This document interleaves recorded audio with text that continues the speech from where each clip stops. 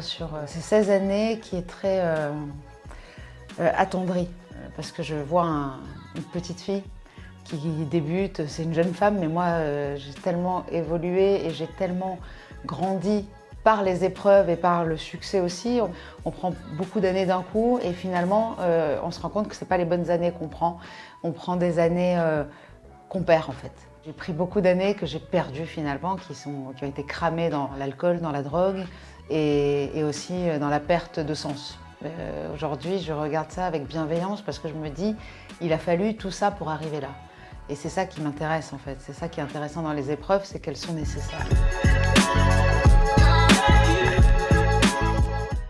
On n'est qu'une seule personne, donc le but de la vie, à mon sens, c'est de se réunifier.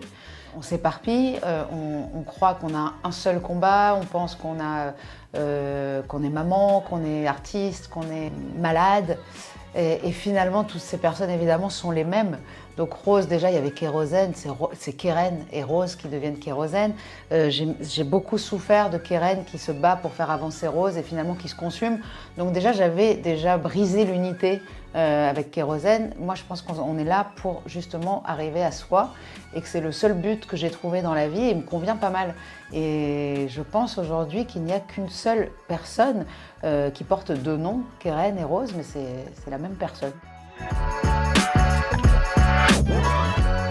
Les épreuves amènent de toute façon des missions, on s'en rend pas compte forcément. J'avais pas compris la portée de mon métier en fait, qui était d'apporter des choses aux gens et on me disait tu m'as sauvé la vie avec ton premier album parce que c'est des gens qui se séparaient et puis après il y avait un album qui parlait de dépression et puis un autre de maman, un autre de divorce, voilà donc c'était un peu les épisodes Rose, un peu comme Martine, hein, Martine à la plage, Martine et Martine elle galérait un petit peu et les gens se retrouvaient là-dedans. Et aujourd'hui, j'ai pas envie qu'on se retrouve dans la galère, j'ai envie plutôt qu'on se retrouve dans la lumière que je peux apporter parce que c'est hyper cool de pouvoir s'identifier à quelqu'un. C'est encore mieux si cette personne-là, elle s'en sort parce que sinon, on patauge. J'ai appris à aider les gens malgré moi parce que je faisais des textes, des chansons, des livres qui finalement avaient une portée universelle. Même la liste, moi je l'avais écrite pour moi, pour mon amoureux, c'était pas du tout le but que les gens se l'approprient. Au contraire, ça m'a même choquée. Je disais mais non, vous pouvez pas vivre la même histoire que moi, c'est impossible. Et aujourd'hui, je sens que j'ai cette portée universelle que tout le monde a en fait. On vit des choses d'humain, de pouvoir les vivre, c'est une chose, mais de pouvoir les partager et en plus d'apporter un soutien, on va dire un service après-vente, parce que je me rends compte que c'est ça que je fais aujourd'hui. Je réponds à des gens, je rencontre des gens, je peux laisser mon mail, mon numéro. Enfin, je vois que je n'arrive pas à dissocier justement toutes ces personnes-là, l'artiste, la femme. Je suis qu'une seule et même personne et j'aimerais aujourd'hui être la personne que j'aurais aimé croiser moi quand je vivais des épreuves. Que ce soit l'addiction, que ce soit le cancer, que ce soit la dépression, c'est un peu mes sujets de prédilection, on va pas se mentir. Le journal intime, ça a une portée thérapeutique immense que je conseille vraiment. J'ai toujours tenu des carnets et j'ai toujours griffonné des mots. Et notamment quand on m'a annoncé mon cancer du sein, j'avais un carnet devant moi et j'ai noté les mots que j'entendais, que ce soit cancer, hormonodépendant, institut Curie, ganglion sentinelle, que des mots que je ne connaissais pas, mastectomie. Donc j'ai griffonné, j'ai mis la date et à partir de là, je me suis dit bon, de toute façon, je vais écrire et ça va me faire du bien. Surtout que moi, je n'avais pas l'impression que c'était réel. Je vis souvent les épreuves quand elles arrivent, je ne me projette pas du tout. Donc je suis dans le présent, donc de l'écrire chaque jour au jour le jour. J'avais déjà appris à vivre juste pour aujourd'hui grâce à des groupes de parole, de soutien qui s'appellent les alcooliques anonymes, les narcotiques anonymes. Je ne cesserai d'en vanter les mérites parce que en fait, ça m'a appris à poser ma volonté et mes désirs pour aujourd'hui. Donc je me suis focalisée sur ce qu'il y avait à faire, les examens, les choses. Et donc le journal intime, il est au jour le jour parce que je vivais au jour le jour. Jamais je me suis projetée, jamais je me suis demandé qu'est-ce qui va arriver et si. Je déteste les et si, je passe ma vie à dire à mon fils, avec des si, tu pourrais mettre ta mère en bouteille.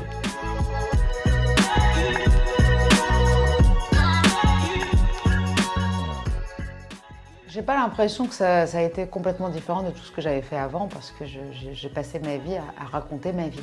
C'est un peu comme ça que je fonctionne, il y a de l'égocentrisme, il y a aussi on prend ce qu'on a pour faire des projets, puisque c'est mon métier et je ne sais pas faire autrement, je ne m'inspire pas d'histoires que je ne connais pas, je ne peux pas parler de choses que je ne connais pas. Je suis obligée de m'en inspirer. Maintenant, comment un journal intime devient un livre, c'est juste qu'à un moment donné, je me rends compte que j'ai 140 pages et que oui, c'est peut-être un livre. Et je me suis dit, tiens, en le relisant, il va falloir que je change. C'est pas possible ce que j'écris. J'avais l'impression de me dénigrer énormément, de ne pas me faire confiance, de manquer de foi cruellement, de patauger encore une fois. Et le journal intime nous permet vraiment de visualiser sur une période linéaire et au jour le jour de voir nos avancées, notre évolution. Et grâce à ce journal, j'avançais et j'évoluais parce que je faisais les choses différemment, parce que je l'ai constaté. Donc à partir de là, je me suis dit c'est génial parce que quand je fais différemment, quand je prends conscience de ci ou de ça, quand je décide d'aller bien, quand je décide qu'il y a des choses à faire pour aller bien et de travailler pour aller bien, il ne faut pas entendre ce travail-là comme une souffrance, parce que souvent on me dit ça doit être dur ta vie, tout ce que tu dois faire pour aller bien. Moi je considère que j'ai une chance folle d'avoir trouvé plein de clés qui me font énormément de bien et de devoir aller chercher des choses positives plutôt que de passer une journée à scroller sur les réseaux sociaux, chose que je ne fais plus, je ne peux plus le faire. Je ne me permets plus de faire des choses qui me font du mal, parce qu'on est obligé de constater que de scroller les réseaux sociaux fait du mal. Scroller Doctolib fait du mal. On ne peut pas aller regarder tout ce que les gens vivent de faux, tout ce que les gens vivent de mal. Je préfère aller m'inspirer de choses positives, de lire des sagesses indiennes, de lire des bouquins de psycho, de philo, me remettre à lire tout Spinoza. C'est ça qui m'a fait du bien. La philosophie, on dit que c'est apprendre à mourir. Je pense que quand on apprend à mourir, on apprend à vivre surtout.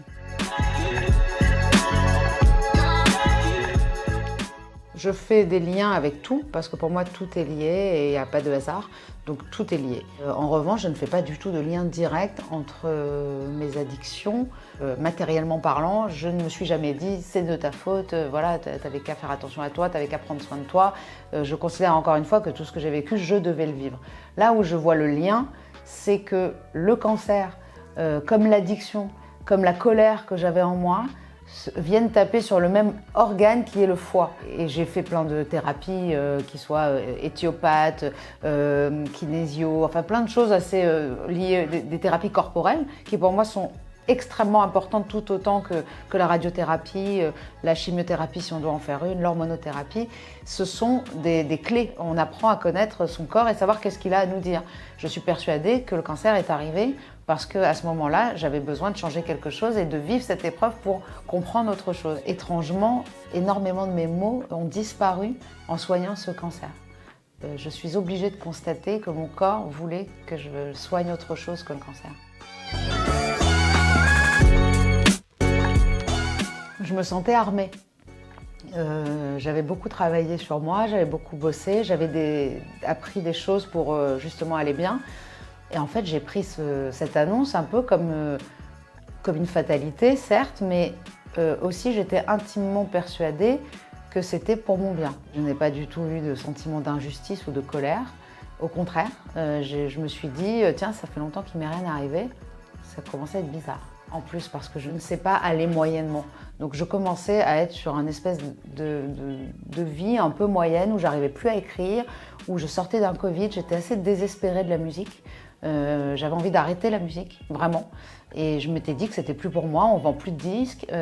Ma carrière, elle était longue et belle. Et je me suis dit, peut-être qu'il vaut mieux s'arrêter avant que ça soit vraiment la décadence, la débandade.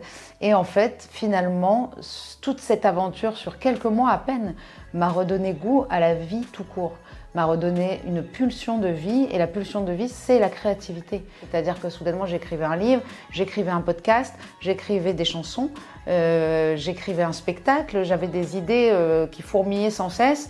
Je me suis dit, c'est incroyable que de ce mot cancer qui soit censé nous faire peur de la mort, moi, ça m'a donné une pulsion de vie. Il y a eu quelque chose qui s'est passé pendant cette période, c'est aussi quelque chose que je ne maîtrisais pas, et heureusement, on ne maîtrise à la base aucun événement qui nous arrive. Ça, autant je pense qu'on a prise sur le virage qu'on va prendre, on a des prises sur comment est-ce qu'on va vivre les choses, mais on n'a pas de prise sur les événements.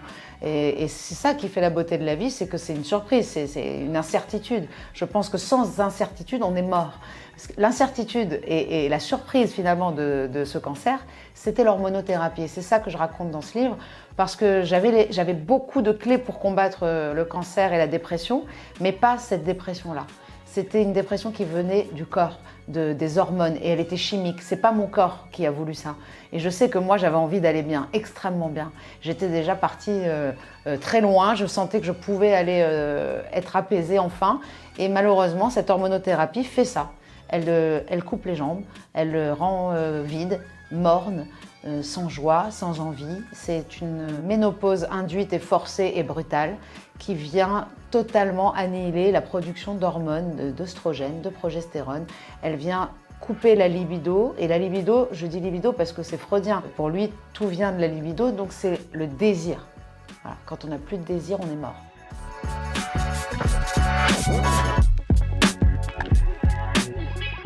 C'est la même frénésie, la même violence qu'on met à se détruire, qu'on met dans la construction. Et là, je vous le dis parce que c'est pas moi, c'est tous les addicts que je rencontre justement dans mon podcast Contradiction. Beaucoup sont devenus thérapeutes, par exemple. On met la même frénésie à se soigner, à aller bien, que ce qu'on mettait à se détruire et à aller mal. Donc pour moi, c'est exactement la même chose. C'est juste que j'étais dans un cercle vicieux, je me suis positionnée dans un cercle vertueux. Et en fait, je suis tout aussi folle et tout aussi passionnée et exaltée par ce que je fais. Sauf qu'avant, c'était de la destruction. C'est pas très compliqué d'inverser le cercle vicieux parce qu'il suffit de remplacer des mécanismes d'autodestruction par des mécanismes de construction. Au début, ça va être hyper contrôlé. Alors là, si j'ai envie de boire, ça veut dire que je veux annihiler ma colère. Pourquoi je suis en colère? Et finalement, on se rend compte qu'on réinstaure des mécanismes, on reprogramme son cerveau, c'est ce que fait la PNL, la programmation neurolinguistique, on reprogramme le cerveau pour qu'il fonctionne d'une autre façon. Finalement, on a appris à fonctionner d'une façon, sans s'en rendre compte, on est en pilote automatique. Aujourd'hui, moi, j'ai brisé le pilote automatique, j'ai passé mon permis et je conduis.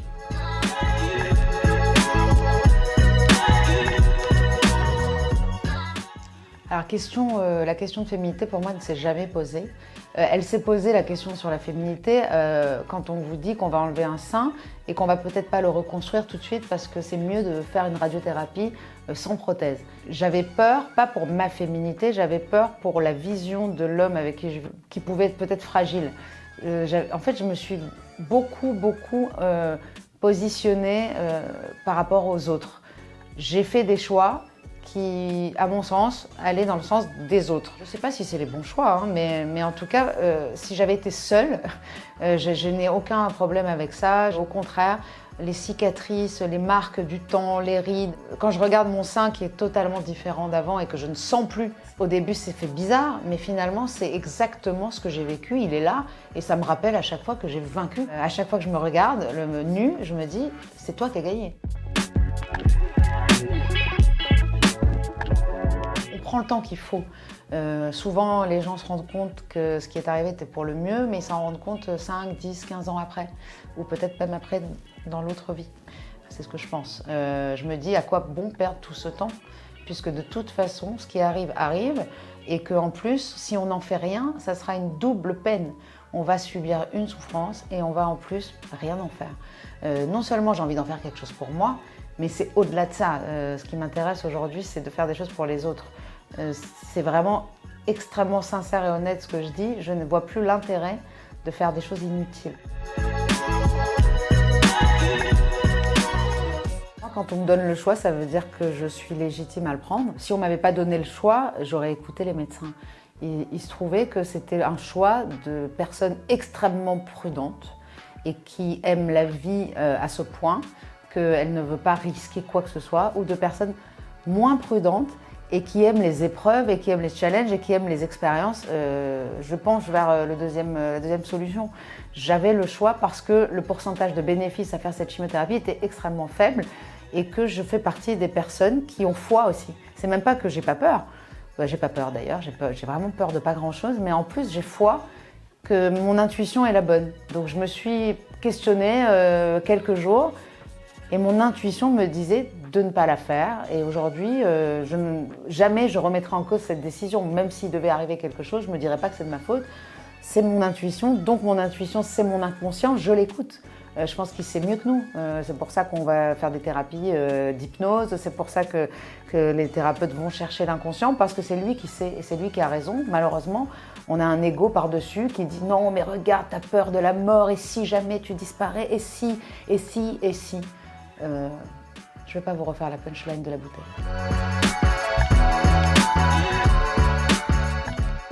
Je ne suis pas très pédagogue. J'ai beaucoup de mal à ne pas dire les choses que je pense sur le moment où je les pense. Donc ça, c'est un travail au quotidien. C'est que si je ne réponds pas immédiatement à quelque chose, et bien souvent, ça va être mieux, ma réponse va être plus adaptée.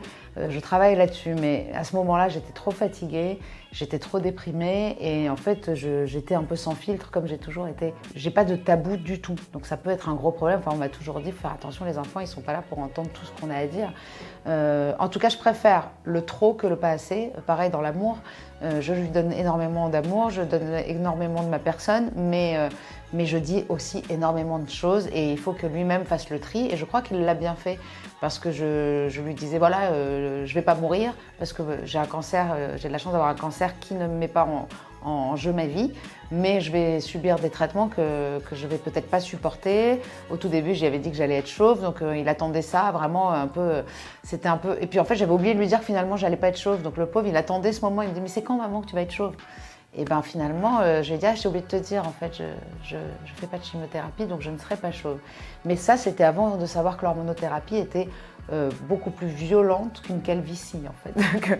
que je ne sais pas, enfin en tout cas, je ne sais pas ce que j'aurais préféré. Enfin, en tout cas, j'ai pas fait le choix de l'hormono à la place de la chimiothérapie. C'était prévu comme ça, c'était tout ça avec la chimio ou tout ça sans la chimio.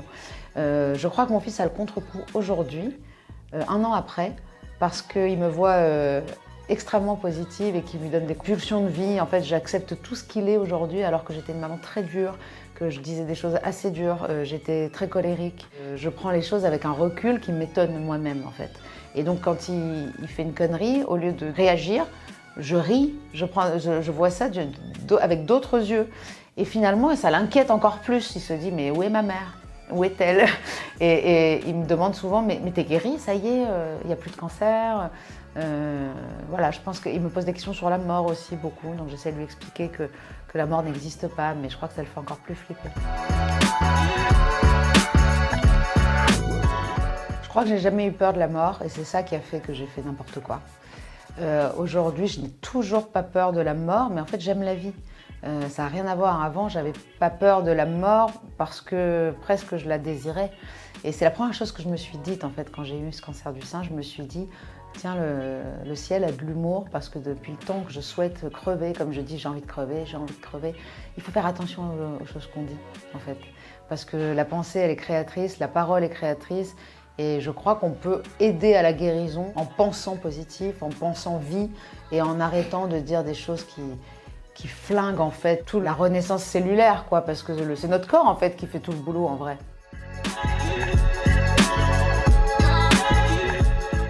Aujourd'hui, c'est un bonheur parce que j'ai plus de limites en fait. J'avais beaucoup de pensées limitantes, je m'aimais pas. Donc ça c'est courant, on entend beaucoup de gens dire je m'aimais pas. Je le disais même avant, je m'aimais pas, mais je crois qu'aujourd'hui je m'aime. Donc c'est vraiment très très différent. J'arrive à avoir des mots pour moi que je pouvais avoir pour des amis à moi qui allaient mal. Les mots qu'on me disait avant, t'as tout pour être heureuse, t'es jolie, t'as un enfant. Je me les dis moi, j'attends plus qu'on vienne me consoler en fait. On a la capacité de se consoler, de se dire des mots doux, la capacité de se donner de l'estime en fait. Si j'ai envie de faire un spectacle comique, eh ben je ferai un spectacle comique, peu importe le bide, peu importe l'échec. En fait, l'échec ne me fait pas peur une seconde. Voilà, c'est ça qui a changé. Dans ma vie de mère aussi, parce que l'échec, il n'y en a pas. En fait, du moment qu'on fait de son mieux et qu'on donne de l'amour, il n'y a pas d'échec. Mon fils, il pourra demain partir dans tous les méandres des addictions, ce qui peut tout à fait être possible, vu ce qu'il a vu dans sa vie. Ça ne sera pas un échec pour moi. Ça sera sa propre vie à lui. Et je considère qu'aujourd'hui, on n'a pas à donner des conseils aux gens s'ils ne nous les ont pas demandés, en fait.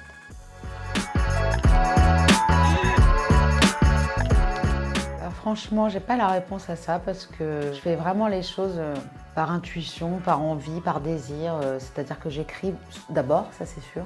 D'abord j'écris. Et puis si un texte me donne envie de prendre ma guitare, eh ben, il y aura une musique. Je me force jamais à dire il faut que je fasse une chanson, jamais. D'ailleurs, ça peut énerver certains des gens avec qui je travaille ou même des fans qui attendent. Je ne vais pas me dire il faut que je fasse un album, c'est pas possible pour moi. Et donc j'attends que le désir soit là. Et il y a des choses qu'on a envie de chanter, d'autres qu'on a envie de murmurer, d'autres qu'on a envie de taire. Et en ce moment, j'ai envie de faire des choses qui ont du sens. Donc dès que pour moi ça fait sens, eh ben, je m'y mets. Donc j'ai des projets évidemment de disques. Je vais commencer à enregistrer en novembre. Peut-être pas un album de 20 titres, mais je trouve qu'un album court, c'est toujours mieux. Je pense qu'une belle chanson vaut mieux qu'un long discours. Le livre, par exemple, je ne l'ai pas retravaillé. Pour moi, en fait, il faut que ça soit honnête pour que ça touche le cœur des gens.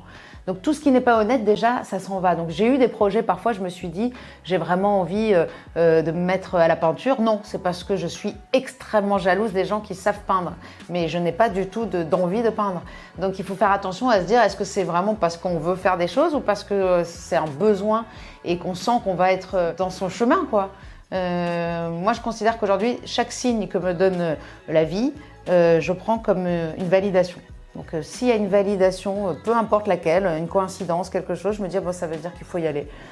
C'est assez simple et j'essaie de dire oui aussi. Le film Yes Man m'a énormément marqué. À partir du moment où on commence à dire oui aux choses, la vie, elle devient mais palpitante. En fait, je ne supporte plus regarder les choses sans pouvoir être actrice moi-même. Je pense qu'avec ce recul-là d'aujourd'hui, j'arrive à regarder le monde se déployer en fait sous mes yeux. J'ai ce recul-là pour voir ce qui se passe plutôt que de m'empêtrer dans les événements qui viennent à moi.